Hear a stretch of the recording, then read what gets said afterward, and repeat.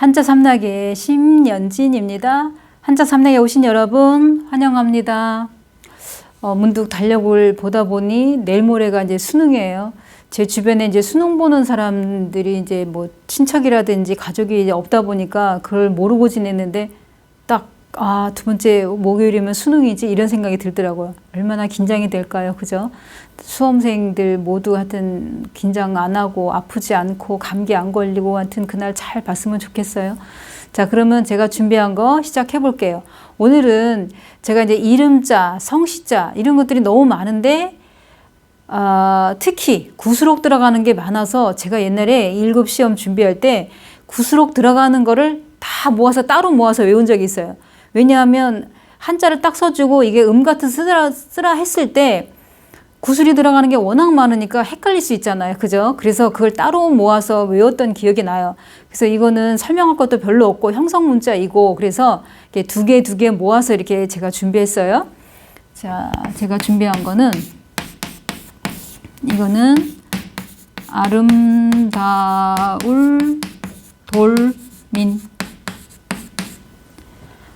아름다운 돌이라는 거 한마디로 구슬이죠. 구슬옥. 그러니까 옥을 말하는 거예요. 옥돌.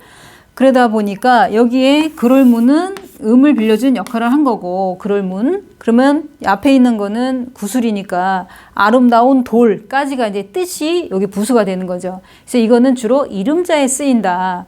우리가 보면 뭐 민준이, 민서, 민자 들어간 거 아니면 뭐 이 민자가 뒤로 들어가서 뭐 성민이 뭐 이런 식으로 민자 들어간 게 얼마나 많겠어요. 그럴 때 이 이름자에 이제 주로 쓰이는 거고, 그러니까 헷갈릴 수 있는 게 여기가 문이니까 아름다운 돌문 이렇게 외우면 안 된다 이거죠. 민으로 읽어야 된다는 거. 초성과 종성, 음을 빌려준 형성 문자다 이렇게 기억을 하시면 되고, 그 다음에 또 하나는 이렇게 생긴 거는 백성민자가 들어갔어요.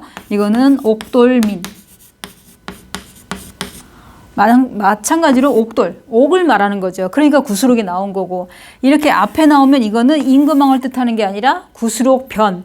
구수록은 원래 점이 이렇게 찍혀 있지만 변으로 올 때는 점이 생략이 되잖아요. 그죠? 그러니까 여기서는 옥돌민, 옥돌, 옥을 말하는 거고, 이 백성민은 음을 빌려준 역할을 한 거죠. 그 형성문자죠, 이거는. 그래서 요거는 지금 이름자에 이거 하나만 하기에는 설명할 것도 별로 없고, 거기에 딸린 단어라든지 뭐 사자성어 이런 것도 없고 해서 주로 이름자로 쓰이는 인명자다 보니까 설명도 간단해서 이게 두 개를 한꺼번에 한 거예요. 그럼 이제 그 다음에 또 이어서 하다 보면 방자도 이제 성시자로 쓰이는데 또 성시자로 쓰이는 거 다른 것도 옆에 쓸 공간이 없어서 저 하나만 썼어요. 자, 그러면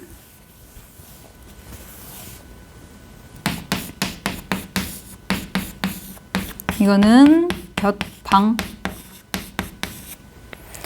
이 곁방 그러면은 이것도 마찬가지로 이제 성시자인데 자전에 보면 이거는 어떻게 생겼냐면 두 이에다가 그다음에 쌀포몸에다가 방자. 이게 본자라고 나와 있어요. 이게 원래 이 글자다. 이 방자가 겹방자가 이제 이렇게 쓴 거다. 이렇게 나오는데 뭐냐면 두 개라는 거는 배가 두 척이라는 얘기예요. 이 배 옆에 또 다른 이제 배가 다른 한 척이 있는 거죠. 그 배, 두 개의 그 배라는 건 여기 지금 방자가 자, 이 방자는 원래 배를 본뜬 거잖아요. 그죠? 조각배. 그 모양을 본뜬 거기 때문에 이것이 모방. 그러니까 모방이라는 게 모가 모서리를 뜻하는 건데 뱃머리가 이렇게 뾰족한 이게 배가 있다면 이게 두 사람이 만약에 탄다 그러면 노를 젓고 그냥 뱃머리가 뾰족한 요 모서리를 뜻하는 거예요. 이거 한마디로 이거는 배를 뜻하는 건데 이 배가 두 척이다 이런 얘기죠. 그거를 어떻게 했다? 이렇게 쌀폰 몸이라는 거는 이제 쉽게 말하면 묶은 모양. 이 배하고 이 배를 함께 묶었다. 이제 이런 얘기예요. 이 배 옆에는 또 다른 배가 있는 거예요. 겹방 그랬어요. 이 배가 한 척 있다면 그 옆에 또 하나가 있는데 이거를 묶었다. 두 척의 배를 묶었다. 이렇게 기억을 하시면 되죠. 그래서 이거는 겹방자 같은 경우에는 이제 성시자, 방시, 그러니까 방시성 가진 사람들 보면은 이 겹방자 쓰는 사람이 있고, 모방 쓰는 방시성 가진 사람 중에 모방 쓰는 사람도 있고, 그 다음에 방방자 쓰는 사람도 있어요. 이 방방자 같은 경우에는 제 기억으로는 옛날에 지금은 기아 타이거즈 그러지만 혜태 타이거즈 그 시절에 야구 선수 중에 방수원이라는 투수가 있었어요. 전번에도 말씀드린 것처럼 옛날에는 신문에 보면은 이름 있으면 가로 쳐놓고 한자로 써 있었거든요. 그래서 제가 이제 스포츠를 좋아하고 막 이러다 보니까 이제 그 기억이 나요. 그리고 요 방자 쓰는 사람은 우리 귀에 아주 익숙한 사람 누가 있어요? 소파 방정환. 그러니까 어린이날 제정한 방정환 할 때 방자 이거 쓰고, 이것도 이제 성시자로 이제 쓰이고, 그래서 이거는 어떤 단어가 있는 게 아니라 그냥 성시, 방시성 할 때, 그래서 방시 할 때 이걸 쓴다는 거. 그 앞에다 사람인변 하면은 겹방해갖고 뭐 수수방관한다 뭐 이런 얘기할 때도 쓰는데, 여기는 그냥 성시자로 쓰인다는 거를 기억을 해 두시면 되고, 그 다음에 또 이게 방자는 지금 이거 설명을 해 다 드렸고, 그 다음에 성시 중에 이번에 이제 방시는 끝났어요. 또 하나는 제가 이게 단어가 없는 성시자 같은 경우에 시험에 나올 일이 별로 없고, 그 다음에 그닥 내가 쓰지 않고 여러 사람들이 쓰지 않는 거를 그냥 짚고 넘어가는 정도로만 기억을 해 두시면 돼요. 이거는 성시로만 성배예요. 배시성 가진 사람 이걸 써요. 그러면 이건 원래 뭐냐면 옷 치렁치렁할 배 그래요. 그래서 이 배자를 두 개를 동시에 쓰면 배 그러면은 뭐냐면 옷이 긴 모양 이렇게 나오는데, 이거는 옷의가 부수겠죠. 당연히 옷의 사이에 지금 안일비가 들어간 거예요. 안일비는 여기 초성 음만 빌려준 형성문자다 이런 얘기죠. 이 글자에서 안일비의 역할은 음을 빌려준 형성문자고, 그러면 우리가 성배 그러면 딱 떠오르는 거는 조선 개국공신 중에 배극렴이라는 사람이 있어요. 이게 성이 배신 사람은 이거 쓴다. 이게 기억을 해 두시면 되고, 아까 방자 같은 경우는 한자가 여러 개 있잖아요. 근데 배시성 가진 사람 이거 대표적으로 이거 하나로 기억하시면 되죠. 그래서 이거는 원래는 옷 치렁치렁 할 배 이렇게 나오는데 성시자로 더 많이 우리 귀엔 익숙한 거예요. 그다음에 이제 본격적으로 이제 세 번째, 이거는 이제 성시하고 뭐 이런 거 같고 이름자예요. 이거는 또